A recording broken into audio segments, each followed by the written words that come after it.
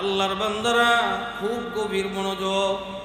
আল্লাহ পাক রব্বুল আলামিন সাইয়্যিদুল মুরসালিন ইমামুল আম্বিয়া রাহমাতুল লিল আলামিনের আলোচনা আল্লাহ পাক রব্বুল আলামিন বহু আগের থেকেই এই নবীজির ঢঙ্কার আলোচনা বাজতেছিল। আল্লাহ পাক রব্বুল আলামিন এই নবীকে রাহমাতুল লিল আলামিন হিসেবে প্রেরণ করলেন। বাইরে সহ আমরা সবাই জানি আল্লাহ পাক রব্বুল আলামিন সর্বপ্রথম হযরত আদম আলাইহিস সালাতু ওয়াস সালামকে দুনিয়ায় পাঠাইছেন। কিন্তু আদম আলাইহিস সালাতু ওয়াস সালামকে দুনিয়ায় পাঠাবার পরে আল্লাহ তাআলা নির্দেশ দিলেন, ইয়া আদম উসকুন আনতা ওয়া যাওজুকাল জান্নাহ, হে আদম তুমি আর তোমার স্ত্রী সহ সবাই জান্নাতে প্রবেশ করো। আদম তখন একা। আদম যখন জান্নাতে প্রবেশ করে দেখে জান্নাতের গেটের মধ্যে লেখা লা ইলাহা ইল্লাল্লাহু মুহাম্মাদুর রাসূলুল্লাহ। আদম আলাইহিস সালাতু ওয়াস সালাম আশ্চর্য হয়ে গেলেন, মাবুদ গো, আদম নামে আমায় তুমি সর্বপ্রথম বানাইয়া তোমার সাথে কার নাম গো লিখিয়া রাখিলা? আমার মাওলায় ডাক দিয়ে করে, আদম সাধারণ কোন মানুষের নাম আমি আল্লাহ পাক রব্বুল আলামিন জান্নাতের গেটের মধ্যে লিখি নাই। বন্ধু আমার মুহাম্মদ গো আমার সঙ্গে জড়িত, যাহার সৃষ্টি না হইলে আসমান জমিন না হইতো। জোরে কোন সুবহানাল্লাহ। আরেকটা ঘটনা বলি, আল্লাহর রাসূল সরকারে দু আলম তার কলিজার টুকরা মেয়ে ফাতেমা রাদিয়াল্লাহু তাআলা আনহাকে গুরুর মধ্যে বসে আছেন। ছোট্ট বাচ্চা হযরতে ফাতেমা রাদিয়াল্লাহু তাআলা আনহা সহ আল্লাহর হাবিব বসা। ইন্দিমেন সময় হযরতে জিবরাইল আলাইহিস সালাতু ওয়াস সালাম আগমন করলেন। আল্লাহর হাবিব সরকারে দু আলম বলেন, ও ফাতেমা তুমি চলে যাও, তোমার ছোট চাচায় আসছে। কে আসছে বাবা, বুঝছেন কথা? কে আসছে? ছোট চাচা। বলে আবার চাচা, ছোট চাচা বলার সঙ্গে সঙ্গে ফাতেমা রাদিয়াল্লাহু তাআলা আনহা ভিতরে চলে গেলেন। এবার জিবরাইল আলাইহিস সালাতু ওয়াস সালামের মনের ভিতরে একটা প্রশ্ন সৃষ্টি হইল, হায় হায়, ছোট চাচা তো বলে বাপের ছোট ভাই রে, নবীজি আমার ছোট বললো, অথচ নবী দুনিয়াতে আসার আগে আদম নবীর থেকে সমস্ত নবীর কাছে আমি ওহী নিয়ে আসি, ব্যাপারটা কি আমি তার ছোট হইলাম কেমনে?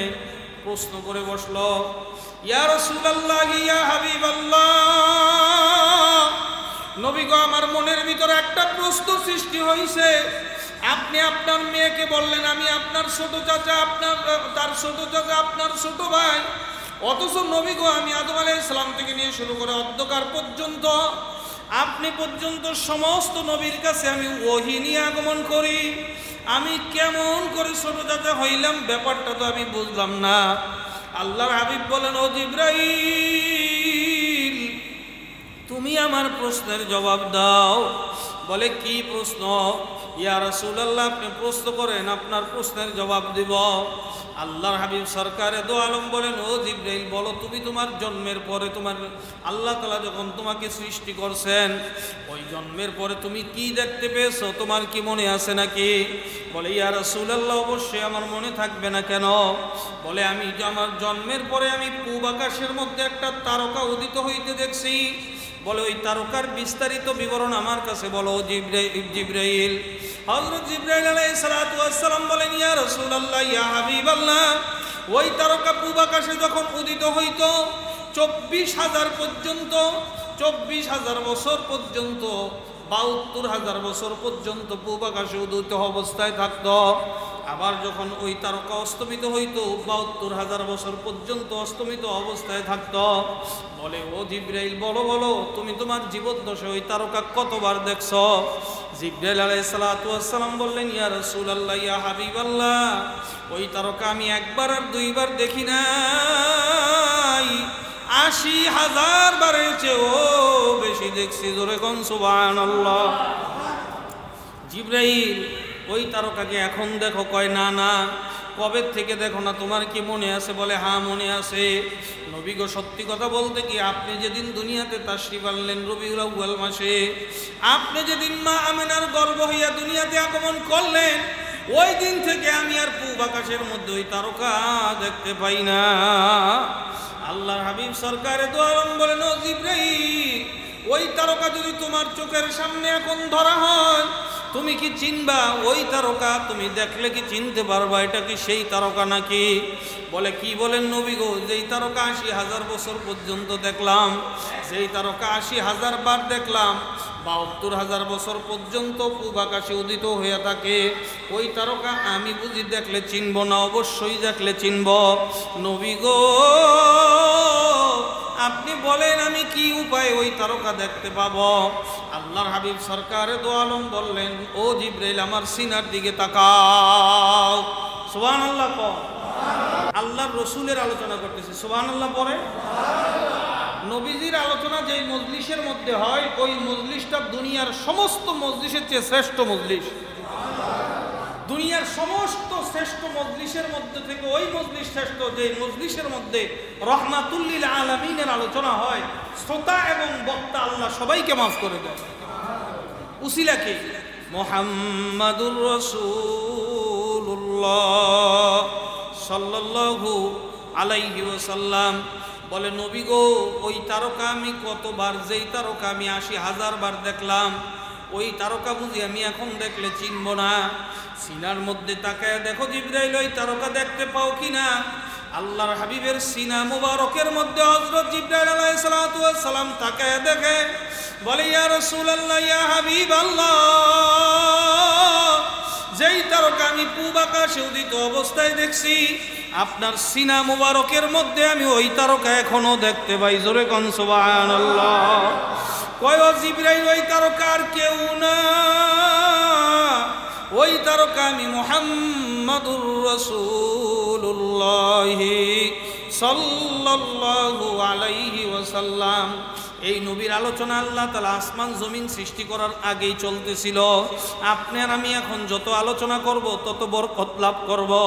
রহমাতুল লিল আলামিন এমন একজন পাওয়ারফুল নবী, উম্মত হইয়া নবীরে চিনলাম না।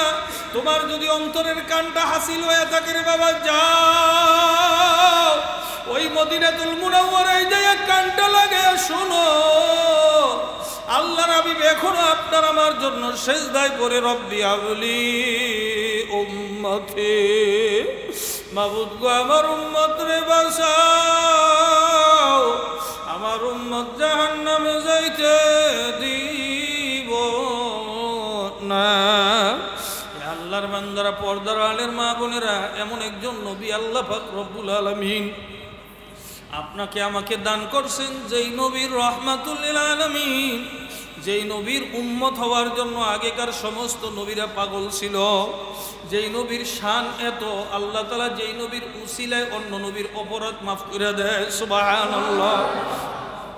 আদম আলাইহিস সালাতু ওয়াস সালাম শয়তানের ধোঁকায় পড়ে একটা ফল খাইছে, গন্ধম ফল। বাজান, ওই ফলটা খাওয়ার পরে হযরত আদম আলাইহিস সালামকে জান্নাত থেকে বাইর করে দিল। দুনিয়ার মধ্যে আইসা ৩৫০ বছর পর্যন্ত কান্নাকাটি করলেন। কয় বছর? ৩৫০ বছর। বাচ্চা ৩৫০ বছর কান্নাকাটি করার পরে হঠাৎ মনে হয়েছে, আইনে জান্নাতের গেটের মধ্যে মুহাম্মাদুর রাসূলুল্লাহ নামটা লেখা দেখলাম। কয়, আল্লাহ ওই নামের উসিলায় মাফ করে দাও। বলতে দেরি, সঙ্গে সঙ্গে পয়গাম আসতে দেরি নাই, দেরি নাই। আল্লাহ তাআলা বলে, আদম রে, আর কাঁদতে হবে না।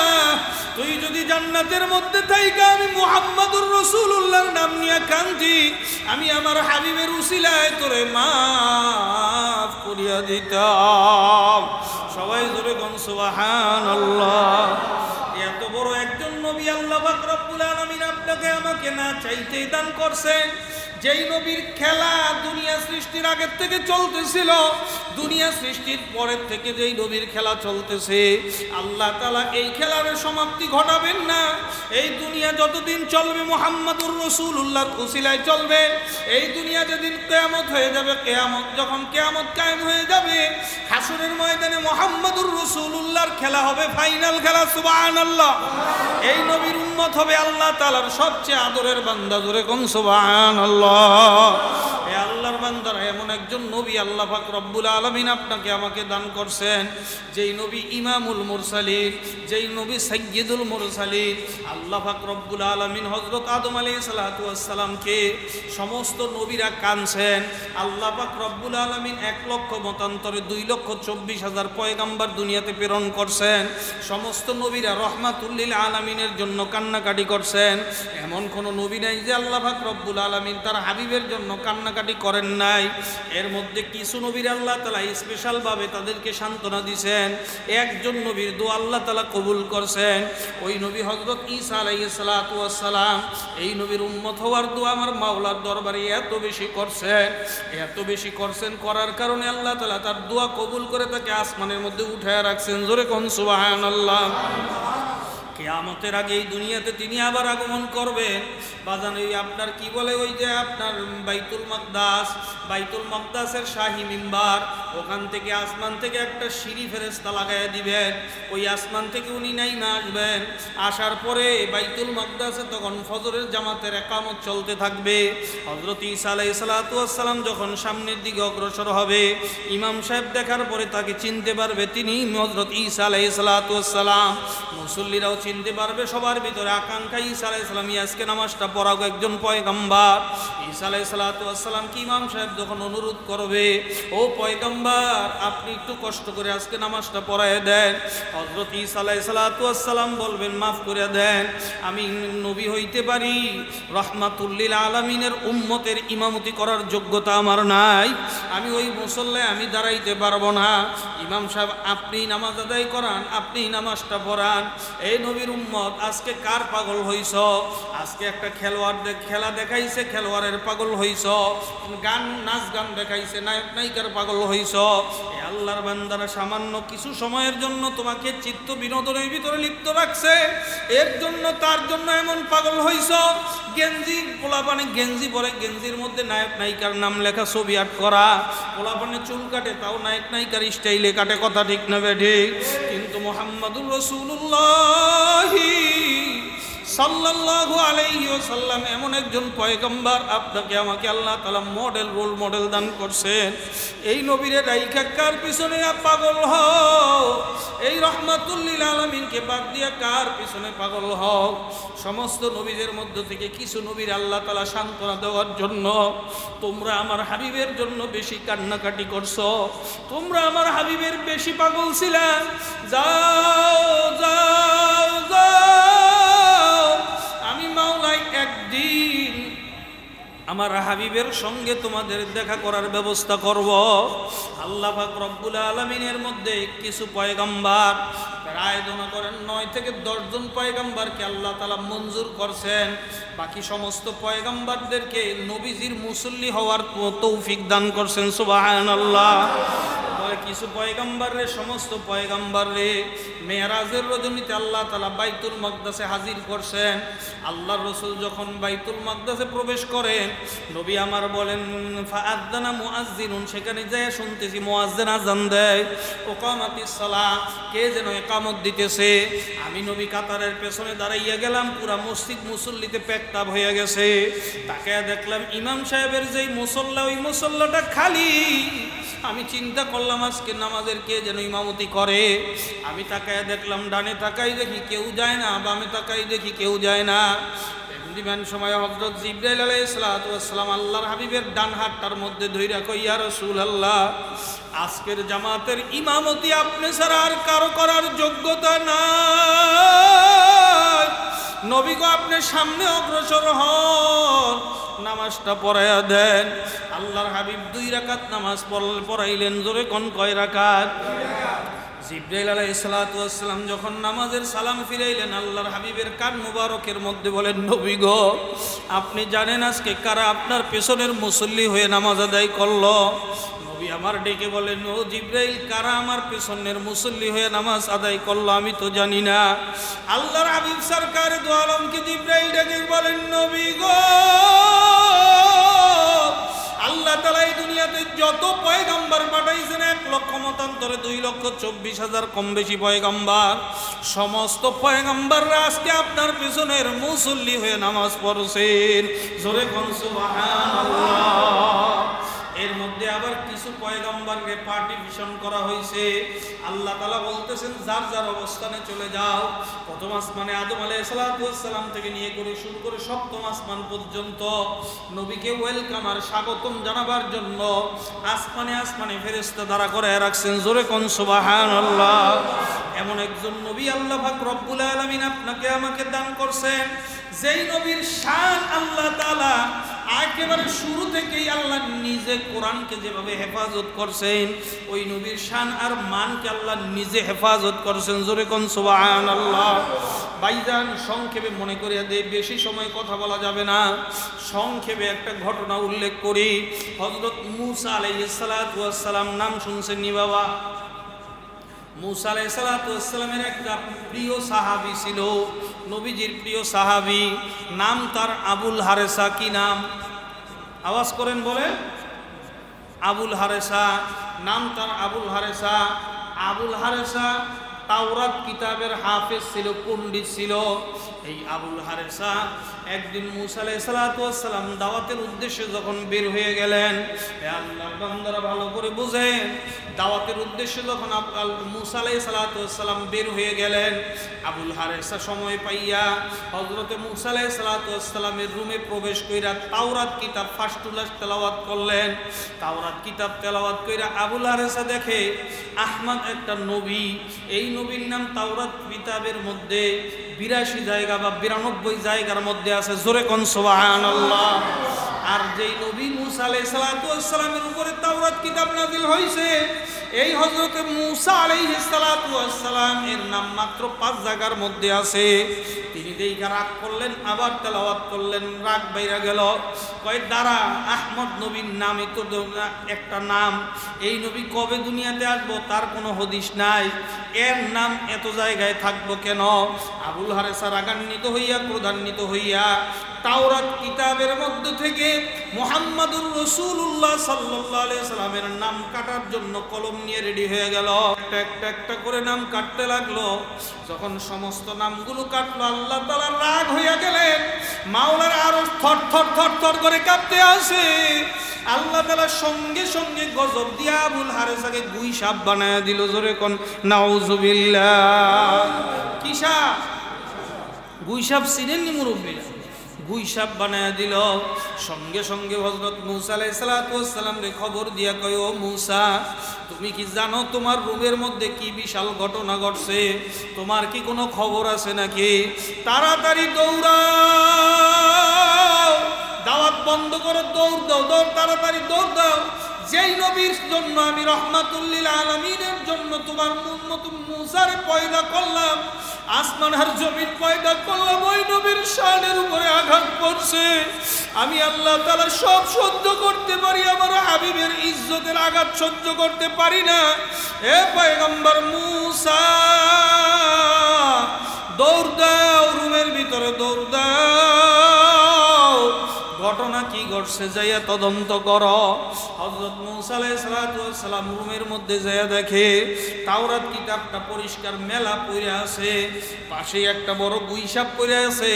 গুইসাপ দেইখা তিনি লাঠি নিলেন, মারার জন্য যখন পিটান দিতে নিলেন, সঙ্গে সঙ্গে গুইসাপ মানুষের মতো আওয়াজ দেয়, নবী গো আমাকে মারবেন না, আমার পরিচয় আগে জানেন, তারপরে আমাকে মারেন। বলে কে? গুইসাপ আবার মানুষের মতো কথা বলে, তুমি কে? কয় নবী গো, আমি আপনার সাহাবী আবুল হারেসা। ও আবুল হারেসা, তোমার এমন অবস্থা কেন হইল? তুমি তো তাওরাত কিতাবের হাফেজ, তুমি গুইসাপ হইলা কিভাবে? কয় নবীর শানে বেয়াদবি করছি, আহমদ নবীর নাম কাইটা ফেলাইছি। আল্লাহ তাআলা রাগান্বিত হইয়া আমাকে আল্লাহ তাআলা অভিশপ্ত গুইসাপ বানায়া দিয়েছেন। হে আল্লাহর বান্দারা, খুব ভালো করে বোঝার চেষ্টা করেন, বাকি আল্লাহ পাক রব্বুল আলামিনের ইচ্ছা। নবীরে আমরা চিনলাম না। হযরত মূসা আলাইহিস সালাম সঙ্গে সঙ্গে সিজদায় পড়ে কান্দে, মাবুদ গো, আমার সাহাবী বুঝতে পারে নাই, গোস্তাকি করে ফেলছে, অন্যায় করে ফেলছে, তুমি দয়া মায়া করে আমার সাহাবীকে মাফ করে দাও। আল্লাহ তাআলা ডাক দিয়া কয়, ও পয়গম্বর মূসা, তোমার সাহাবী এই ব্যাপারে, তোমার সাহাবীর ব্যাপারে আমার দরবারে কোনো দরখাস্ত চলবে না, সেজদা থেকে মাথা উঠাও। হযরত মূসা আলাইহিস সালাতু ওয়াস সালাম আবার সেজদায় পড়ে কাঁদেন, মাবুদ গো, আমার সাহাবী বুঝতে পারে নাই, তুমি তাকে মাফ করিয়া দাও। আল্লাহ পাক রব্বুল আলামিন বলেন, ও মূসা, এমন জায়গায় বেয়াদবি করছে মাফের প্রশ্ন আসে না। মূসা আলাইহিস সালাতু ওয়াস সালাম আবার সেজদায় পড়ে কান্দে।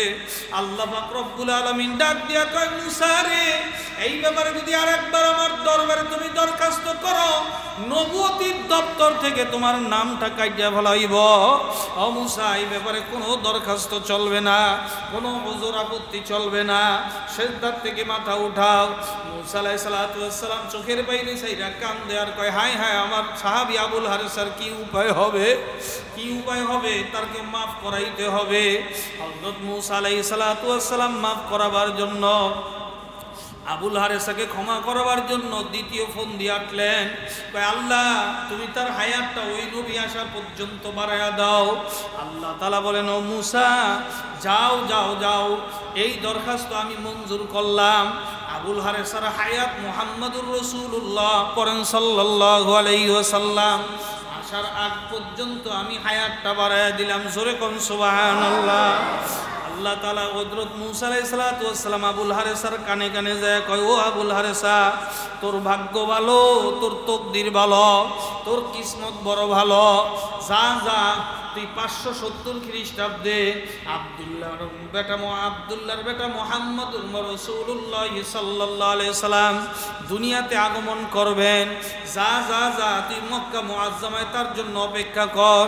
ওই নবী দুনিয়াতে আগমন করলে তার কাছে যদি মাপ চাও, ক্ষমা চাও, ওই নবী তো রহমাতুল লিল আলামিন, তার কাছে মাপ চাইতে দেরি হবে, তিনি ক্ষমা করতে দেরি করবেন না। যা রে মূসা, যা যা, আবুল হারেসা যা, ওখানে যায় তার কাছে মাপ চা।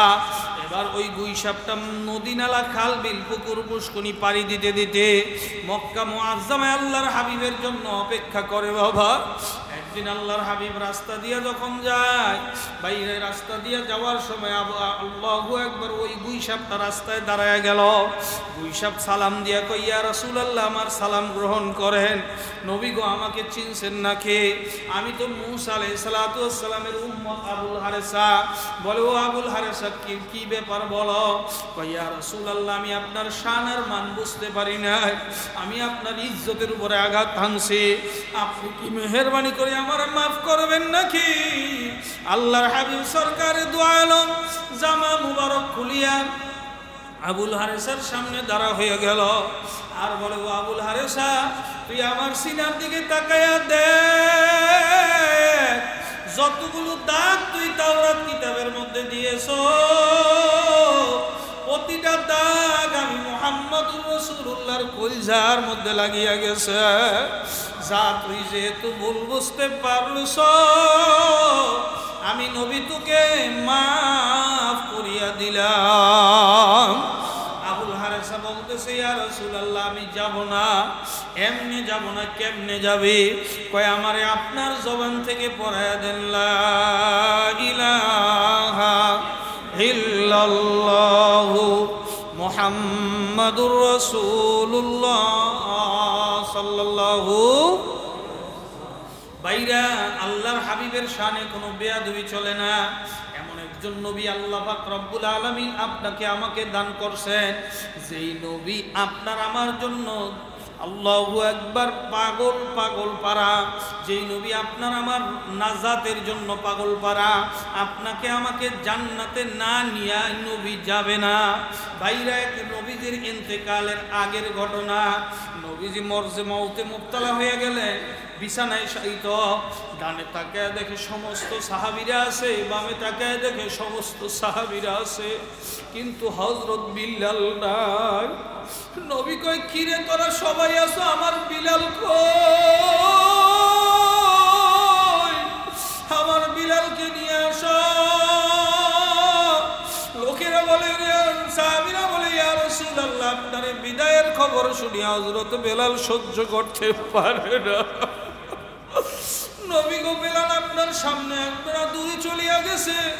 কয়, যাও, বিদায় বেলা, আমার বেলাল বেলালকে আমি একটু দেখিয়া যাই।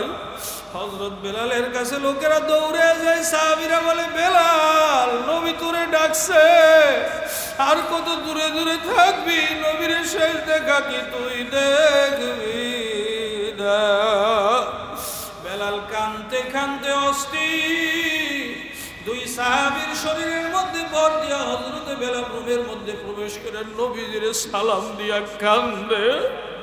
নবী আমার ডেকে বলে বেলাল আমার ইন্তেকালের সময়, ও বেলাল তুই আমার সামনে কেন আসো না? তুই কি আমাকে শেষ বিদায় দিবি না? তুই কি আমাকে শেষ সাক্ষাৎ করবি না? হযরত বেলাল কয় নবী গো আপনার বিদায় আমি বেলাল সহ্য করতে পারবো না। আমি বেলাল কেমনে আপনার সামনে থাকবো?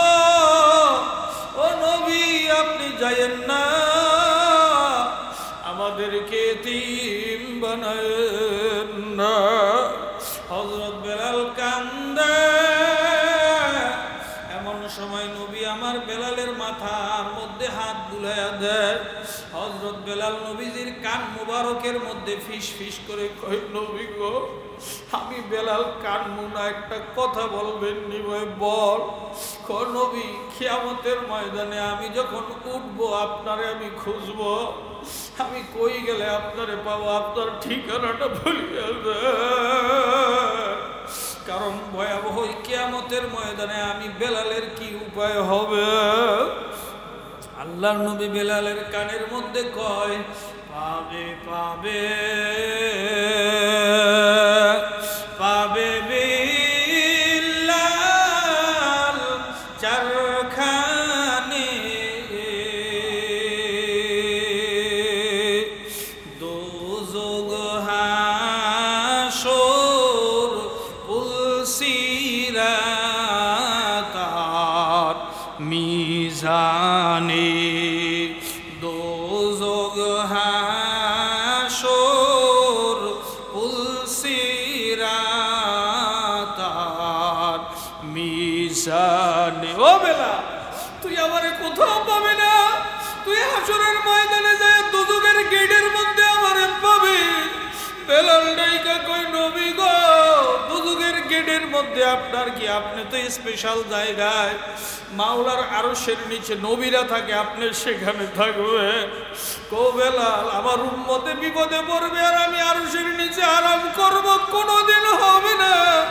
আমি নবী আরাম করতে পারবো না।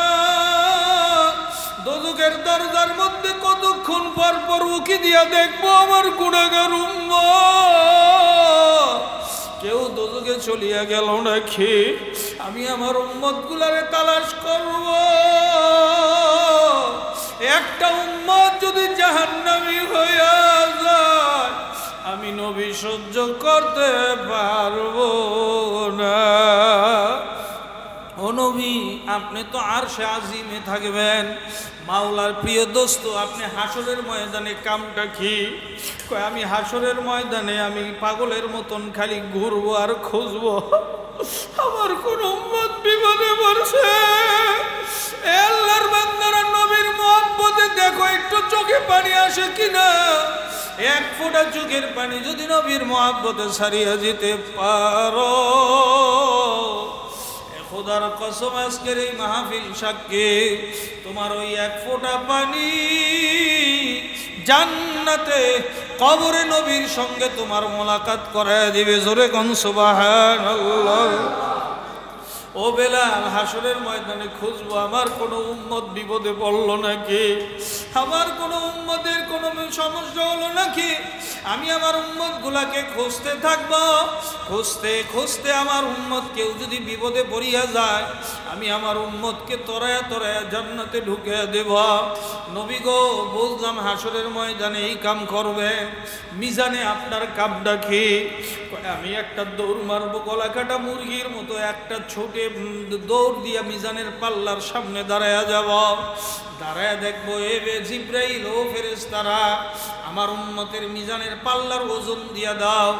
একটা লোককে ওজন দেওয়া হবে, আমল নামার খাতা দুর্বল আমল নামার ও পাল্লা দুর্বল হয়ে গেল, গুনার পাল্লা ভারী হয়ে গেছে।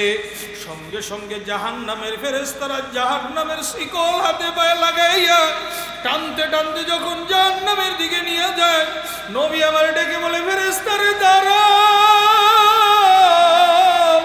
আমার উম্মতরে কই নিয়ে যাও, একটু দাঁড়াও দাঁড়াও। কি হয়েছে ফেরেশতারা? ফেরেশতারা ডেকে বলে, ইয়া রাসূলুল্লাহ, ওজন দিছি, ওজনে আমল নামার পাল্লা হালকা হয়েছে, গুনার পাল্লা ভারী হয়ে গেছে। আপনার উম্মতের জাহান্নাম স্যার জাহান্নামে নিয়ে যায়। ও ফেরেশতারা, কিছু মনে করো না, আমার সামনে আর একবার একটু ওজন দিবানি, আমি একটু দেখি। কই বলেন কি? আমরা তো ওজনই দিছি। ঠিক আছে। নবীজির সামনে যখন ওজন দেওয়া হবে, নবীজি পকেটের থেকে একটা কাগজের টুকরা বের করে আমল নামার খাতার মধ্যে, আমল নামার পাল্লার মধ্যে ঢুকে দিয়ে টান দেবে। টান দিয়ে দেখা যাবে গুনার পাল্লা হালকা হয়ে গেছে, আমল নামার পাল্লা ভারী হয়ে গেছে। ওই লোকটা সঙ্গে সঙ্গে একবার পায়ের মধ্যে ধরিয়া বলবে, হাবিব গো, আপনি কে? এই কিয়ামতের ময়দানে আমার মা আমারে পরিচয় দেয় না, আহারে আমার বাবাই আমারে পরিচয় দেয় না, আমার ভাই আমারে পরিচয় দেয় না। ইয়াউমা ফিরুল মারউ মিন আখিহি ওয়া উম্মিহি ওয়া আবি ওয়া সাহিবাতিহি ওয়া আখি আল্লাহ আল্লাহ ওয়া সাহিবাতিহি ওয়া বানি লিকুল্লি ইমরিম মিনহুম ইয়াউমাইযিন শা'নুন ইউগনি। কিয়ামতের ময়দানে মায় সন্তানরে পরিচয় দেয় না, সন্তান মায়ের পরিচয় দেয় না, বাবাই ছেলেরে চিনে না, স্বামী স্ত্রীরে চিনে না, স্ত্রী স্বামীরে চিনে না, ভাই ভাইরে চিনে না। আজকে কঠিন বিপদের দিনে কেউ আমারে চিনল না। আপনি কোত্থেকে আইসা এই বিপদ থেকে বাঁচাইলেন? নবী আমার উম্মতরে বুকের মধ্যে জড়ায় কয়, তুই কি আমারে চেনো না? আমি তো তোদের নবী মুহাম্মাদুর রাসূলুল্লাহ সাল্লাল্লাহু আলাইহি ওয়াসাল্লাম। হে ফেরেশতারা, আমল নামার ওজন তো ভারী হয়ে গেছে, দেরি করিও না, শুভেচ্ছার স্বাগতম জানাইয়া আমার উম্মতের বেহেশতের মধ্যে ঢুকায় দাও। জোরে কোন সুবহানাল্লাহ। আমার ভাইরে, আমার পর্দার আলের মা ও বোনেরা, খুব ভালো করে বোঝা লাগবে, কারণ চক্ষু যে কয়দিন খোলা আছে বোঝার সুযোগ আছে, শক্তি আছে। চক্ষু বন্ধ হয়ে গেলে আর কিন্তু বোঝার সুযোগ নাই। আল্লাহ, আপনি আমাদের সবাইকে বোঝার তৌফিক দান করিয়া দেন। সবাই বলেন আমিন। এ আল্লাহর বান্দারা, খুব ভালো করে বোঝা লাগবে। রহমাতুল্লিল আলামিনকে হযরতে বেলাল রাদিয়াল্লাহু তাআলা আনহু বলেন, ইয়া রাসূলুল্লাহ, বুঝলাম, কিন্তু পুলসিরাতে আপনার কাজ কি সেটা তো বুঝলাম না। ও বেলাল, তুমি জানো না পুলসিরাতে আমার কাম কি? আমার ঈমান দুর্বল গুনাহগার উম্মতেরা যখন পুলসিরাত পার হইতে যাবে, যদি ঈমান দুর্বল অবস্থায় পার হওয়ার জন্য যখন নাকি পুলসিরাতে যাবে, চুল হইতে চিকন হবে, হীরা হইতে দাগ, মোরা বান্দা গুনাহগার কেমনে হব পাক? ভাইরা, ওই গুনাহগার উম্মতের আমি হাসরের মাঠে ওই পুলসিরাতের গোড়ায় দাঁড়ায় থাকবো। যখন আমার উম্মত পার হবে, উম্মতরে বলবো, তুই ভয় পাইস না, আমি নবী তো তোর সঙ্গে আছি। কিসের ভয় তো? আমি নবী তোর সঙ্গে আছি। নবী আমার উম্মতের ডান হাতটা ধরিয়া বলবা, তুই আমার সঙ্গে আয়, কোনো ভয় পাইস না। নবী মাথার মধ্যে হাতটা ধরিয়া বলবে, উম্মত তুই সামনে আগায়া পার হ, আমি পেছনে আছি।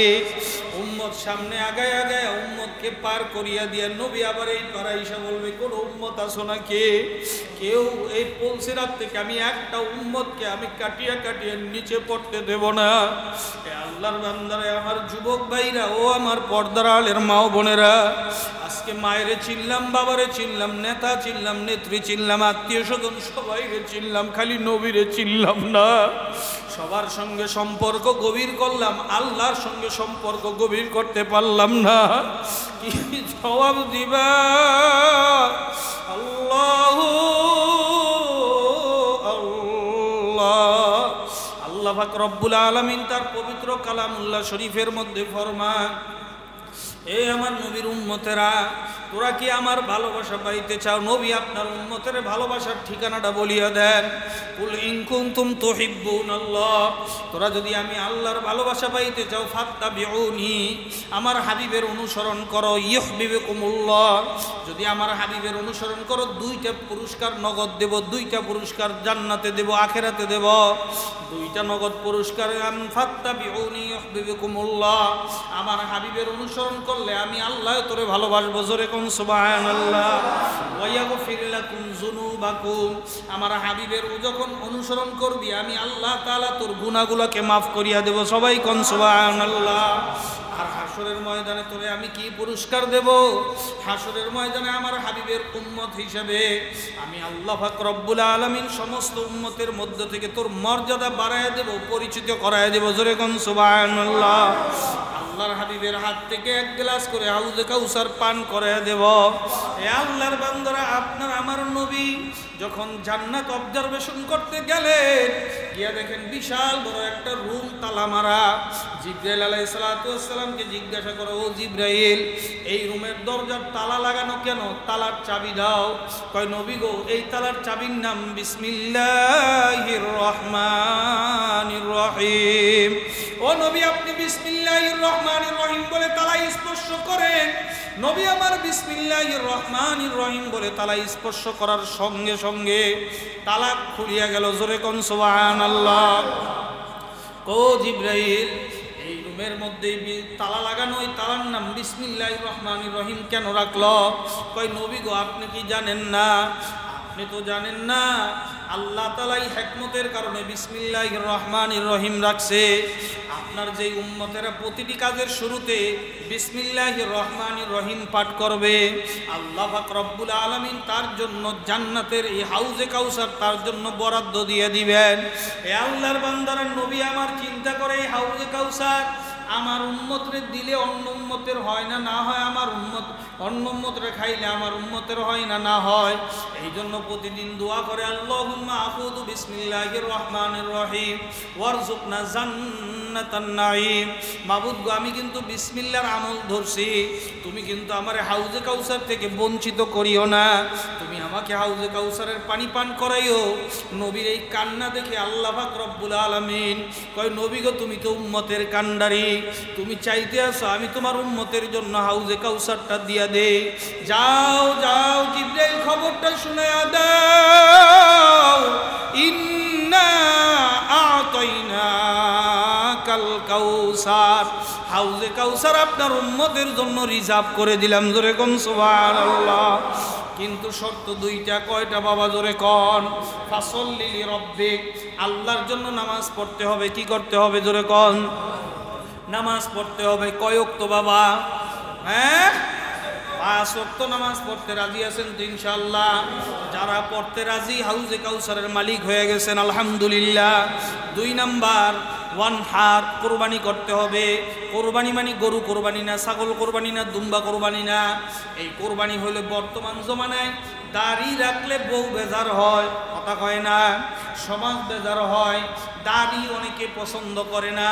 এই সমাজের মধ্যে দাড়ি নিয়ে চলা যায় না, কিন্তু দাড়ি আমার রসুলের একটা জিন্দা সুন্নত। সুবহানাল্লাহ পড়েন। আমি কোরবানি করব, কে কি বললো তা দেখার বিষয় না, আমি নিজের নফসের কোরবানি করিয়া দাড়িটা রাখিয়া দেব। কেউ যদি দাড়িটা রবির সুন্নতটা সম্মান করিয়া রাখিয়া দেয়, কিয়ামতের ময়দানে আল্লাহর হাবিব তাকে বিনা হিসেবে জান্নাতে প্রবেশ করাইবেন। জোরে কোন সুবহানাল্লাহ। বাজান লম্বা হুজুর আসছে, ওলিউল্লাহ মুহাদ্দিস দেহলভী রহমতুল্লাহি আলাইহি হুজ্জাতুল্লাহিল বালেগা নামক একটা কিতাব আছে। কি কিতাব? হুজ্জাতুল্লাহিল বালেগা নামক একটা কিতাবে তার স্বপ্নের কথা লেখছেন ওলিউল্লাহ মুহাদ্দিস দেহলভী রহমতুল্লাহি আলাইহি।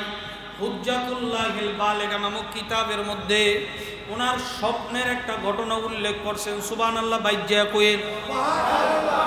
উনি বলতেছেন, আমি একদিন ঘুমায় আছি, ঘুমের মধ্যে স্বপ্নে দেখি আমার শিয়রে দাঁড়ায় আছে মুহাম্মাদুর রাসূলুল্লাহ সাল্লাল্লাহু আলাইহি ওয়াসাল্লাম।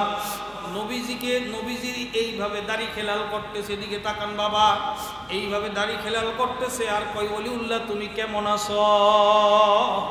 আমি বললাম, হুজুর আমি অনেক ভালো আছি আলহামদুলিল্লাহ। নবীজি দাড়ি খিলাল করতে করতে হাতের আঙ্গুলের চিপার মধ্যে, আঙ্গুল মোবারকের মধ্যে দুইটা দাড়ি ছিঁড়া চলে আসলো। নবীজির দাড়ি হাতের মধ্যে চলে আসলো।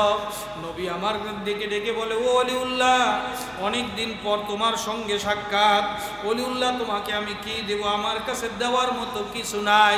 যাও অলিউল্লাহ, যাও, আমার জরা দাড়ি পরা দাড়ি দুইটা তোমারে হাদিয়া দিলাম। শাহ ওলিউল্লাহ মুহাদ্দিস দেহলভী রহমাতুল্লাহ আলাইহি হুজ্জাতুল্লাহিল বালিগা নামক কিতাবের মধ্যে ঘটনা উল্লেখ করেন। আমি নবীর থেকে দাড়িটা নিলাম, নিয়ে হাতের মধ্যে মুঠ করে বুকের মধ্যে ধারণ করলাম। সকালবেলা ঘুম থেকে উঠা দেখি আমার হাতের বুকের মধ্যে মুঠ করা হাতটা, আমি আস্তে করে হাতটা খুইলা দেখি নবীজির দেওয়া হাদিয়া দুইটা জরা দাড়ি আমার হাতের মধ্যে আছে। সুবহানাল্লাহ।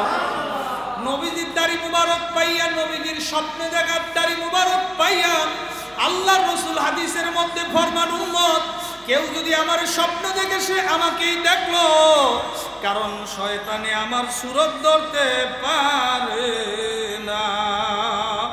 এই জন্য আল্লাহর বান্দারা, ওই শাহ ওলিউল্লাহ মুহাদ্দিস দেহলভী রহমাতুল্লাহ আলাইহি বলেন, আমি চিন্তায় পড়ে গেলাম, আমি দাড়িগুলা কি করব। ছোট্ট একটা প্যাকেট নিলাম, প্যাকেট, ওই প্যাকেটের ভিতরে দাড়িটার সম্মানের সাথে আমি প্যাকেট করলাম। দাড়িটাকে সম্মানের সাথে আমি প্যাকেট করার পরে আমি তাকায় দেখলাম, দাড়িটাকে সম্মানের সাথে প্যাকেট করার পরে দাড়িটারে আমি বিসমিল্লাহ বলি আমি পকেটের ভিতরে ঢুকাইলাম। বিসমিল্লাহ বলে আমি পকেটের ভিতরে যেই মাত্র দাড়িটা ঢুকাইলাম, ঢুকাইয়া যখন ঘর থেকে বাইর হয়েছি তাকায় দেখি আকাশের মেঘের আবর, প্রচন্ড রৌদ্রের মধ্যে আমি অলিউল্লাহর মাথার উপরে ছাতা হিসেবে ছায়া দেয়। জোরে কোন সুবহানাল্লাহ। আমি আশ্চর্য হয়ে গেলাম, চিন্তিত হয়ে গেলাম, আমি আশ্চর্য হয়ে গেলাম, আমি চিন্তিত হয়ে গেলাম। কি ব্যাপার, কি ব্যাপারটা কি, ঘটনাটা কি? আমাকে কেন আকাশের মেঘের আবর কেন আমাকে ছায়া দেয়?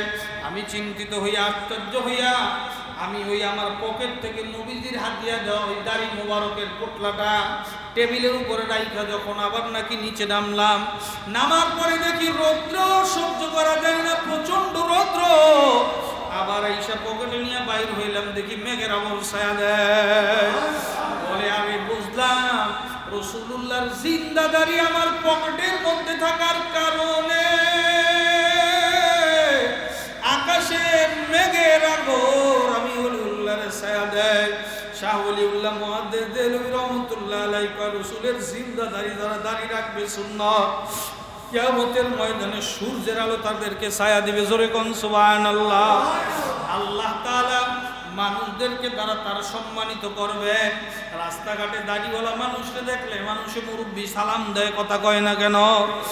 এখন তো বর্তমানে অধিকাংশ মানুষ বেয়াদব হয়ে গেছে, কিন্তু আমাদের সময়ের 90 দশকের যে ছেলেপেলেরা এখনো আছে, এরা ওলামাই কেরাম দেখলে এখনো সালাম দেয়, রেসপেক্ট করে, কথা ঠিক না বেডে? মুরব্বীদেরকে দেখলে এখনো সালাম দেয়, রেসপেক্ট করে। এই আল্লাহর বান্দারা, আল্লাহর হাবিবের আদর্শ যদি আপনার সন্তানকে আপনি না শিখান, আল্লাহর হাবিবের আদর্শ যদি আপনার সন্তানরে আপনি না জানান, তাহলে আপনার সন্তান বিজাতিদের আদর্শের মধ্যে ডুব দিবে, এটাই স্বাভাবিক। কিন্তু বড় আফসোস আর পরিতাপের বিষয়, আমরা আমাদের সন্তানদেরকে আল্লাহর হাবিবের সুন্নত শিখাইতে পারি নাই, টুপিটা মাথায় দেওয়া শিখাইতে পারি নাই, দাড়িটা রাখা শিখাইতে পারি নাই, লম্বা জামা নবীজির সুন্নত এটাও শিখাইতে পারি নাই। কিন্তু আলহামদুলিল্লাহ আমি আমার সন্তানদেরকে একেবারে ছোটবেলা থেকেই সুন্নত কোনটা, বেদাত কোনটা শিখাবার জন্য চেষ্টা করছি। আলহামদুলিল্লাহ। কেমনে বাবা?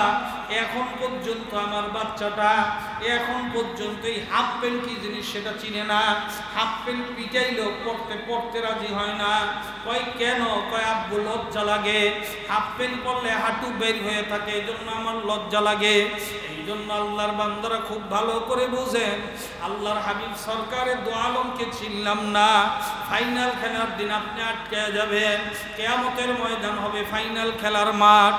আল্লাহ পাক রব্বুল আলামিন ফাইনাল খেলার জন্য আল্লাহর হাবিব সরকারে দো আলম ফাইনাল খেলায় আল্লাহর হাবিব সরকারে দো আমের উসিলায় সমস্ত নবীর উম্মতের সমস্ত নবীরা পর্যন্ত ভীত সন্ত্রস্ত হয়ে থাকবে। আল্লাহ পাক রব্বুল আলামিন ডাক দিবেন, ও ফেরেশতার দলেরা, আমি মাওলাই সূর্য বানাইছি। এই সূর্যটা আজকে পৃথিবী থেকে 9,30,00,000 মাইল দূর থেকে সূর্যটা তাপ দেয়। এই পৃথিবী থেকে 13 লক্ষ গুণ বড় সূর্য। এই সূর্যটা যখন নাকি বাংলার মাথার উপর থেকে তাপ দেয়, চৈত্র মাসে দেখবেন রাস্তার পিচ গইলা পর্যন্ত রাস্তার থেকে উঠে আইসা যায়। কথা ঠিক না বেঠে? মুফাসসিরিন কেরাম তাফসীরের মধ্যে লেগেছেন, সূর্যের চতুর্দিকে আল্লাহ পাক রব্বুল আলামিন রহমতি বরকতি ফেরেশতা দিয়ে বরফ ঢালতেছেন। একজন ফেরেশতা যদি বরফ ঢালায় 1 মিনিটের জন্য বন্ধ করিয়া দেয়, গোটা দুনিয়া আগুন লাগিয়া গোটা দুনিয়ার মাখলুকাত সব মারা যাবে। আর হাজার মুখ আছে, একটা মুখ ও সূর্যের দুনিয়ার দিকে না, শুধু সূর্যের পিঠটা দুনিয়ার দিকে। ওই পিঠের তাপের কারণে যদি দুনিয়ার অবস্থা এই হইতে পারে, এই চৈত্র মাসের গরমের দিনে একটা মানুষের হাত পাও বান্ধিয়া যদি টিনের চালের উপরে ফালাইয়া রাখে, আধা ঘন্টা 1 ঘন্টা পরে লোকটা মারা যাবে। এই দুনিয়ার সূর্যের তাপের যদি এই অবস্থা হইতে পারে, বাজার কিয়ামতের ময়দান বড় ভয়াবহ ময়দান। কিয়ামতের ময়দান বড় কঠিন ময়দান। আল্লাহ পাক রব্বুল আলামিন হুকুম দিবেন, ও ফেরেশতার দলেরা, আজকে এই সূর্যটাকে দুনিয়ার দিকে সমস্ত মুখগুলা দিয়া 9,30,00,000 মাইল দূরে না, 1 হাত বা সোয়া হাত মাথার উপরে না উব্বুর করিয়া সারিয়া দাও, বুঝাইয়া দাও আমি মাওলাই কেমন, আমি মাওলার আযাব আর গজব কেমন। সূর্যকে যখন মাথার উপরে 1 হাত বা সোয়া হাত উপরে উঠাইয়া সূর্যকে আল্লাহ পাক রব্বুল আলামিন ডাক দিয়া বলবেন, এ সূর্য, তোর ভিতরে কত তাপ আছে আজকে ছাড়িয়া দে। নাফরমানরা বুঝুক আমি মাওলার আযাব কেমন, আমি মাওলার গজব কেমন। বাজান সূর্য যখন তার শরীরের সূর্য যখন সকল শক্তি দিয়া তাপ ছাড়া শুরু করবে, সূর্যের তাপের কারণে এই মাটির জমিনটা পুরিয়া চামড়ার মতো লাল হইয়া খাকা করতে থাকবে। সূরা কারিয়ার তাফসীরের মধ্যে দেখছি, সূরা কারিয়ার তাফসীরের মধ্যে লেখছেন, মানুষ দাঁড়াবার জন্য 2 পায়ের তালু একসঙ্গে লাগাইলে যেই পরিমাণ জায়গা লাগে, এর চেয়ে বেশি কোনো মানুষ জায়গা পাবে না। জমিনটা এত গরম হবে সূর্যের তাপের কারণে, যখন পাওটা দিবে গরমের চোটে পাও সহ্য করতে পারবে না। পাওটা যখন উঠাবে, 1 পাল্লার চামড়া সেট করে জমিনের সঙ্গে লাগিয়া সিরিয়া উঠিয়ে আসবে। এ আল্লাহর বান্দারা সূর্যের তাপের কারণে মাথার তালুটা টাস টাস করে ফাটিয়া যাবে। বাতের নারীর মতন মগজগুলা টকবক টকবক করে উতরাইতে থাকবে। নাক দিয়া কান দিয়া বাইয়া মগজগুলো বাতের মারের মতো উতরে উতরে পড়তে থাকবে। পিপাসার কারণে জিহ্বাটা নাভিস্তর পর্যন্ত ঝুলিয়া যাবে। কারো ঘাম হাঁটু পর্যন্ত, কারো ঘাম কোমর পর্যন্ত, কেউ বা ঘামের ভিতরে হাবুডুবু গাইতে থাকবে। আল্লাহ আল্লাহ, এদিকে মানুষ বিরক্ত হয়ে যাবে, আহা এত আযাব সহ্য করা যায় না, মাওলাই কেন বিচারের কাম শুরু করে না। আল্লাহ পাক রব্বুল আলামিন এদিকে সূর্যের তাপ, ওদিকে ডাক দিয়া কয়ে, ফেরেশতার দলেরা, নাফরমান রে, আমি মাওলাই কত হাজার হাজার নিয়ামত খাওয়াইলো বড় করছি। দুনিয়ার নেতা চিনছে, নেতার মতো কোট বানায় ঘুরছে। দুনিয়ার নায়ক নায়িকার আদর্শের পিছনে দৌড়াইছে। আমার হাবিবের আদর্শ ওরা চিনে নাই, আমার হাবিবের আদর্শ ওরা মানে নাই। ওরা কোন জাহান্নাম কামাই করছে, খবরদার খবরদার, ওই জাহান্নাম না দেখায়া নাফরমানের বিচারের কাম শুরু করব না। আল্লাহ পাক রব্বুল আলামিন জাহান্নামকে 70,000 গলার ভিতরে শিকল লাগাইয়া 70,000 করে ফেরেশতা প্রতিটা শিকল ধরিয়া রাখবে। একটা ফেরেশতার বডি মাশরিক থেকে মাগরিব, দুনিয়ার এই প্রান্ত থেকে আরেক প্রান্ত পর্যন্ত, এই কাপ থেকে এই কাপ বাজান, এই ফেরেশতার দলের আল্লাহ আপনি মাফ করে দেন। আল্লাহু আকবার। 70,000 শিকলের ফেরেশতা ধরিয়া যখন জাহান্নামকে হাসরের মাঠে নিয়ে যাবে, ফেরেশতারা শিকল দিয়া ধরিয়া রাখতে পারবে না, যেন শিকল সিরিয়া ফেরেশতারা জাহান্নাম নাফরমানদেরকে দেখার সঙ্গে সঙ্গে তাকাদুতা মাইয়া জমিনাল গায়ব জাহান্নাম গুরিন গুরিন ডাক শুরু করবে। এই অবস্থা দেখিয়া সমস্ত নবী রাসূলরা ভয়ের চোটে নাফসি নাফসি নাফসি নাফসি, মাবুদ গো আমারে বাঁচাও, সবাই উম্মতের কথা ভুলিয়া যাবে। সমস্ত নবীরা সমস্ত গাউস কুতুব ওলি আব্দাল ভয়ের চোটে নাফসি নাফসি বলে চিল্লাইবে আর কাঁদতে থাকবে। এই অবস্থা দেখিয়া জনাব মুহাম্মদুর রাসূলুল্লাহ কার আদর্শ সারসরে মুসলমান, আল্লাহ জনাব মুহাম্মদুর রাসূলুল্লাহ সাল্লাল্লাহু আলাইহি ওয়াসাল্লাম এই কঠিন অবস্থা দেখিয়া একটা দৌড় দিয়ে সাজদায় পড়ে কাঁদবে, মাবুদ গো তোমার পাক এবং জালালিয়াতের কসম খায় বলতে আসি, তুমি তোমার ওই পাগলা জাহান্নামকে তুমি ঠেকাও ফিরাও। তোমার ওই জাহান্নাম যদি আমার একজন উম্মতকেও খাইয়া ফেলায়, আমি তোমার নামের কসম খায় বলতে আসি, আমি আর জান্নাতে যাব না। আল্লাহর হাবিবের কান্না আমার মাওলায় সহ্য করতে পারবে না, সঙ্গে সঙ্গে ডাক দিয়া বলবেন, হাবিব গো আপনি কাঁদেন কেন? মাথা উঠান, এক গ্লাস পানি হাতের মধ্যে দিয়ে বলবেন, ও হাবিব নেন নেন, এই পানিটা নিয়ে জাহান্নামের গায়ের মধ্যে একটু ছিটিয়ে দেন। আল্লাহর হাবিব পাগলের মতো পানিটা নিয়ে দৌড় দিবে জাহান্নামের দিকে। পানিটা হাতে নিয়ে যখন জাহান্নামে ছিটিয়ে দিবে, যেই জাহান্নামকে 70,000 শিকলের ফেরেশতারা 70,000 ফেরেশতারা ধরিয়ে রাখতে পারে না, ওই জাহান্নাম আপনা আপনি ক্যাত ক্যাত ক্যাত ক্যাত করে পেছনের দিকে চলিয়া যাবে। সঙ্গে সঙ্গে বাজান, সঙ্গে সঙ্গে আল্লাহর হাবিব জিজ্ঞাসা করবে, মাবুদ গো এটা কিসের পানি? যেই জাহান্নামকে 70,000 শিকলের ফেরেশতারা ধরিয়া রাখতে পারে নাই, এটা কি আবে জমজমের পানি না আবে হায়াতের পানি নাকি কোনো বরকতের পানি? আল্লাহ তাআলা ডাক দিয়া বলেন, হাবিব গো এটা কোনো বরকতের পানি না, এটা আপনার গুনাহগার উম্মতের চোখের পানি। এই চোখের পানির কারণে জাহান্নাম আপনা আপনি পেছনের দিকে চলিয়া গেল। আল্লাহর বান্দারে, আমার পর্দার আলের মা বোনেরা, আজকে আল্লাহর হাবিবের আদর্শ তোমার কাছে ভালো লাগে না? মাথার মধ্যে যদি টুপিটা রাখো, ওই কিয়ামতের ময়দানে সূর্যের তাপ তাদের মাথার মধ্যে লাগবে না। দাড়িটা যদি আল্লাহর হাবিবকে মহাব্বত করে রাখো, আল্লাহর হাবিব সরকারে দো আলম কিয়ামতের ময়দানে তোমাকে বলবেন না। আল্লাহর হাবিবের সুন্নত যারা মহাব্বত করেন, আল্লাহর হাবিব নিজেই ফরমান, মান আহাব্বা সুন্নতি ফাকাদ আহাব্বানি ওয়া মান আহাব্বানি কানা মাইয়া ফিল জান্নাহ। যে আমার সুন্নতকে মহাব্বত করে সে আমি রসুলকে মহাব্বত করে, যে আমি রসুলকে মহাব্বত করে সে আমি নবীর সঙ্গে জান্নাতি হয়ে যাবে। সবাই কোন সুবহানাল্লাহ। আল্লাহর বান্দারা, পর্দার আলের মা বোনেরা, খুব ভালো করে বোঝা লাগবে, এই নবীরে আপনার আমি চিনতে পারলাম না, এই নবীর জন্য পাগল হইতে পারলাম না। নবীর জন্য যদি কেউ পাগল হয়, আল্লাহ তার জন্য পাগল হয়ে যায়। কোন সুবহানাল্লাহ। নবীর উপরে কেউ দুরূদ শরীফ পড়লে আল্লাহ তারে মাফ করিয়া দেয়। কোন সুবহানাল্লাহ। ইন্নাল্লাহা ওয়া মালাইকাতাহু ইউসাল্লুনা আলান নবী ইয়া আইয়ুহাল্লাযীনা আমানু সাল্লু আলাইহি ওয়া সাল্লিমু তাসলিমা। আল্লাহ তার ফেরেশতারা নিয়ে তারপরে নবীদের উপরে দুরূদ শরীফ পড়েন।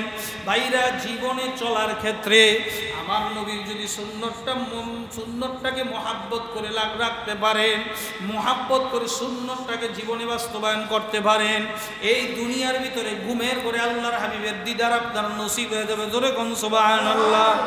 পারভেজ মোশাররফ নামের একজন লোক, আল্লাহর বান্দারা এনজিও অফিসে চাকরি করে, তদানীন্তন সময় 55,000 টাকা তার মায়না বেতন। পারভেজ মোশাররফ বয়ান শুনছে, নবীজির মহাব্বতে দাঁড়িয়ে রাখলে দাড়ির মধ্যে কেউ যদি বেলেট লাগায়, নবীর কলজার মধ্যে বেলেট লাগে। এই কথা শোনার পরে পারভেজ মোশাররফ জীবনের তোর তওবা করছে, আর দাড়ি কাটবে না। NGO office, corporate office, NGO office, তো অফিসের মধ্যে নিয়ম হলো প্রত্যেক দিন শেভ করে আসতে হবে, স্মার্ট যেন দেখায়। ওরা মনে করে দাড়ি রাখলে মানুষকে আনস্মার্ট দেখা যায়। ভাইরাই, এনজিও অফিসের ওই পারভেজ মোশাররফ একদিন যায়, 2 দিন যায়, 1 সপ্তাহ যায়, দাড়ি আর কাটে না। হেড অফিসার তারে তলব করলো, ও পারভেজ স্যার, আপনার পারফরমেন্সে আমরা সবাই খুশি, আপনি কি শুরু করলেন, আপনার দাড়ি কেন আপনি কাটেন না?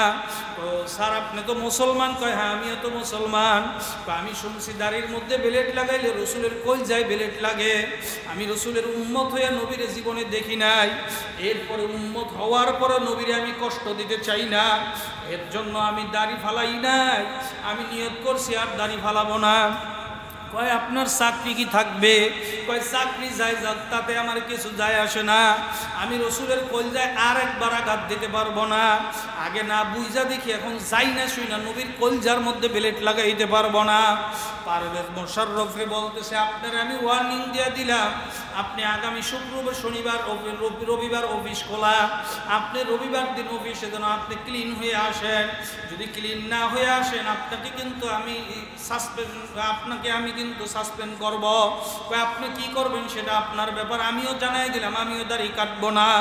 অফিসার বলতেছে তাড়াতাড়ি তার রিজাইন নোটিশ লেখো, কারণ দর্শায় রিজাইন তারা দিয়ে দিব, তার মতো লোক দরকার নাই।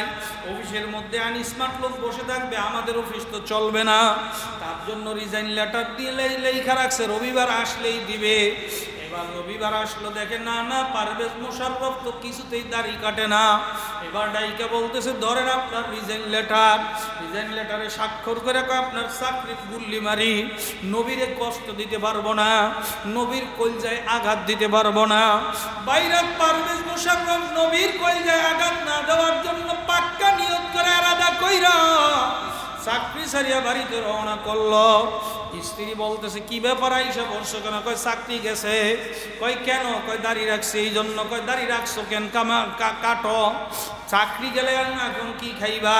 কয় রিজিকের মালিক আল্লাহ, প্রত্যেকটা কলিজায় আঘাত দিছি না বুঝা, এখন বুঝা যাই না শুনে আমি আঘাত দিতে পারবো না, কাজে আমিও চাকরিতে জয়েন করব না।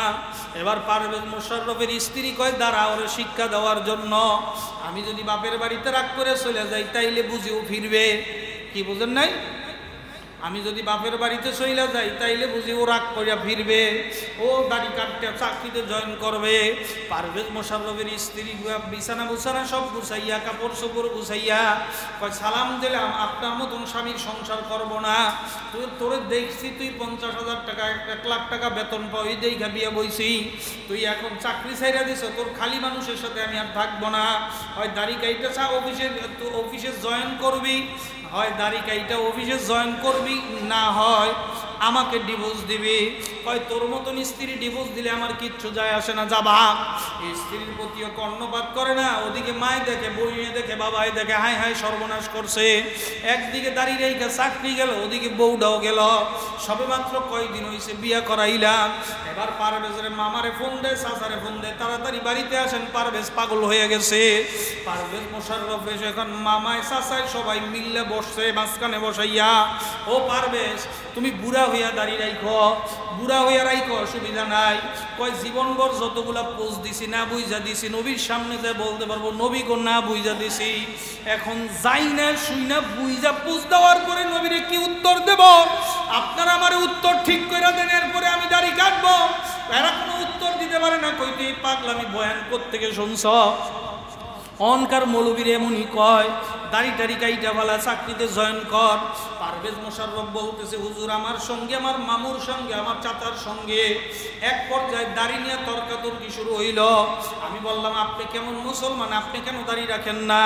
মামারে বললাম নবীর সামনে আপনি কি জবাব দিবেন, আপনি কেন দাড়ি রাখেন না? মামায় রাগ হইয়া কয় তুই এত ডুগের ভেদিনকার বলা তুই আমারে বুঝ দেস। মামা এবার পায়ের থেকে স্যান্ডেল খুইলা আমার পিঠের মধ্যে দাঁত দাঁত করে 4-5টা বাড়ি লাগাইয়া দিল। কয় এখন যাবি যা, তুই সে হয়ে আসবি, আমাকে হি গাছ নাকি মুসলমানি, তুই আমাকে হি গাছ নাকি, তুই একলাই নবীর পাগল, আমরা কি নবীর পাগল না? কয় হুজুর আমি জুতার বাড়ি খাইলাম আমার বোনের সামনে, আমার ছোট ভাইদের সামনে, আমার পরিবারের সমস্ত সদস্যদের সামনে বাড়ি খাইয়া হুজুর আমি রুমের মধ্যে দরজাটা লাগাইয়া চোখের পানি সারিয়া সারিয়া কান্দে, নামাজের মুসল্লায় দাঁড়াইয়া নামাজ পড়ি আর কই মাবুদ তো তারা বোঝে না, ও মাবুদ তুমি আমার জন্য পরিবেশ তৈরি করে দাও। হুজুর কাঁদতে কাঁদতে ক্লান্ত হই আমি ঘুমাইয়া গেছি বিছানার মধ্যে। ঘুমের মধ্যে স্বপ্নের ভিতরে দেখি মুহাম্মাদুর রাসূলুল্লাহ সাল্লাল্লাহু আলাইহি ওয়াসাল্লাম আমার ডান পাশে শিয়রের মধ্যে বসে আমার মাথায় হাত বুলিয়ে কয়, পারভেজ রে, আমার মুহাব্বতে তুই দাড়ি কামাইলি না, তোর স্ত্রী গেল, তোর চাকরি গেল, তুই মানুষের, তুই তোর মামার হাতে তুই মাইর খাইলি, জুতার বাড়ি খালি। ওরে পারভেজ, আমি নবী ঘুমের ঘরে তোরে কথা দিয়া গেলাম, তোরে আমার হাতে হাউজে কাউসারের পানি না খাওয়াইয়া আমি তোরে জান্নাতে না নিয়া জান্নাতে যাব না। পারভেজ লাফ দিয়া ঘুম থেকে উঠে দেখে রুমের মধ্যে কি সুন্দর জান্নাতের ঘ্রাণ। আহারে, এই রুমে আমার নবী আসছিল। ডান দেওয়ালে চুমা দেয়, বাম দেওয়ালে চুমা দেয়, কয় আমার মায়ের হুজুরে ডান গালে চুমা দেয়, বাম গালে চুমা দেয়। এরপরে আপনার দেওয়ালে চুমা দিয়ে এবার দরজা খুইলা কয়, মায়ের আইনা দেখাই, বাবার আইনা দেখাই, অন্তত হেদায়েত হইতে পারে। দেখি হুজুর মায়ের সুরটা নরম, বাবাও নরম। কয়, থাক বাবা, তুই দাঁড়িয়ে রাখে, আমরা বুঝি নাই, তোর জন্য চাপ দিছি, ব্যবসা বাণিজ্য করে খাওয়া যাবে, অন্তত খাইতে তো হবে, যাক ব্যবসা বাণিজ্য করিস। মাই অনুমতি দিয়া দিল।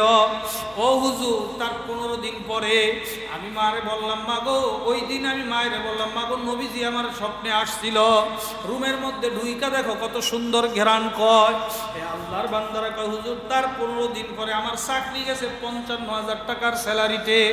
15 দিন পরে গাজীপুর এক মেয়ে হুজুর আমাকে টেলিফোন করলো, তাড়াতাড়ি আপনি অফিসে আসেন, আপনাকে আমাদের জিএম স্যার ডাকছে। জিএম স্যার বলতেছে, বাবা, আমি বুড়া হয়ে গেছি, বয়স হয়ে গেছে, আমি আর এই অফিসের দায়িত্ব পালন করতে পারতেছি না, আমাকে আমার এই আপনার এই প্রতিষ্ঠানের চেয়ারম্যান দায়িত্ব দিছে একটা সৎ ছেলেকে নিয়োগ দিতে। আমি তো সমস্তই তাকায় দেখো 2 থেকে 250 সিভি এখানে জমা হয়েছে, আমি তোমার মতন সৎ ছেলে খুঁজতেছি। আমি খবর পাইছি তুমি নাকি দাড়ির জন্য, আলহামদুলিল্লাহ হুজুর চলে আসছে, 2 মিনিটে শেষ করে দিই, দাড়ির জন্য তোমার নাকি চাকরি গেছে, যা যা যা, আমি এই জন্য তোমার কাছে হাজির হয়ে গেলাম, আমি তোমার কাছে উপস্থিত হয়ে গেলাম, আমি তোমাকে ডাকাইলাম। বলে, কি জন্য ডাকাইছেন? ওই অফিসে তোমার স্যালারি কত ছিল? বলে, ওই অফিসে আমার 55,000 টাকা স্যালারি ছিল। তাই আমার অফিসে 1,20,000 টাকা স্যালারি দেব, ওই অফিসে তুমি কিভাবে অফিসে যাইতা? বলে, অফিসে আমি মোটর সাইকেল অফিসে যাইতাম। আমার অফিসের সামনে যে একটা ল্যান্ড ক্রুজার গাড়ি দেখছো, ওই গাড়িটা তোমার জন্য আমি বরাদ্দ করে দিলাম, তুমি এই গাড়ি দিয়ে অফিসে যাইবে, এই গাড়ি দিয়ে বাড়িতে আসবা।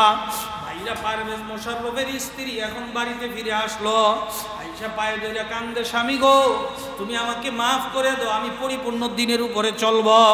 এবার মায়ও মাফ করে দিল, পারভেজ মোশাররফের সম্মানও রইল, দাড়িও রইল, নবীও পাইল।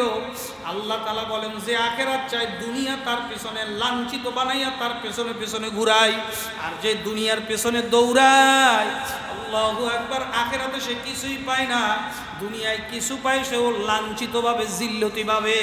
তাকে দেখেন, আল্লাহু আকবার, একটা পুলিশের চাকরি করতে কত টাকা ঘুষ দেওয়া লাগে, এরপরে তাকে দেখেন কত মানুষের মাইরা দইরা তারা অনেক পুলিশে ঘুষ খায়, কথা কয় না। সরকারি অফিসে যারা চাকরি করে কত মানুষের, অসহায় মানুষের রক্ত চুষা টাকা খায়, খাওয়ার পরও তাকে দেখেন ওদের জীবনে কোনো শান্তি নাই, পোলায় কথা শোনে না, মাইয়ায় কথা শোনে না, কথা কয় না কেন? আল্লাহু আকবার, বাড়ি বানায়, বিল্ডিং বানায়, লোন করে বানায়, কিন্তু ওই বাড়িতে কপাল পরার আর থাকার সুযোগ হয় না। আল্লাহু আকবার, একবার যদি দুর্নীতি দমন কমিশনের হাতে ধরা খায়, সব বাজেয়াপ্ত হয়ে যায়, আর যদি ধরা নাও খায়, ও শান্তি বলতে কি জিনিস সেটা বুঝেও না। আলহামদুলিল্লাহ, দিনদার মানুষের দিকে তাকায় দেখেন, সেও দিনদার, তার ছেলেও দিনদার, তার স্ত্রীও দিনদার, ঘরের মধ্যে একটা শান্তি বইতে আছে, কথা ঠিক না বেঠে? আমি রাত্র 3টা 4টা 2টায় বাড়িতে গেলে আমার স্ত্রী আমার জন্য দরজা খোলে, খুলিয়ে আমাকে জিজ্ঞাসা করে, কিছু খাবেন, পেটে ক্ষুধা আছে নাকি? ঘুমের চোখ করিয়ে আমার স্ত্রী খানা রান্না করে দিয়ে তারপরে আমারে খাওয়াইয়া এরপরে বিছানায় যায়। আপনি রাত্রে 12টায় গেলে আপনার স্ত্রী প্রশ্ন করবে, 100 কোথায় ছিলেন, এত দেরি কেন হইল, কথা কয় না কেন? কারণ আমার স্ত্রী জানে আমার স্বামী দ্বীনের দাওয়াত দেওয়ার জন্য গেছে, আল্লাহ আল্লাহ রসুলের দাওয়াত কথা মানুষকে শুনাইবার জন্য গেছে, এর জন্য আমার প্রতি কোনো সন্দেহ নাই। আপনার স্ত্রী জানে আপনার ভিতরে আল্লাহর ভয় ডর বলতে কিচ্ছু নাই। আপনি রাত্রে দেরি করে আসা মানে কোথায় জানি কি ঘটাইতে আছেন। এর জন্য ভাইরা পরিপূর্ণ দিনদার হয়ে গেলে ঘরেও শান্তি, বাইরেও শান্তি, ঘরেও সম্মান, বাইরেও সম্মান। পরিপূর্ণ সুন্নত অনুযায়ী চলবার জন্য কারা কারা রাজি? আল্লাহু আকবার। আল্লাহ আপনাকে আমাকে সবাইকে কবুল করেন, আমিন।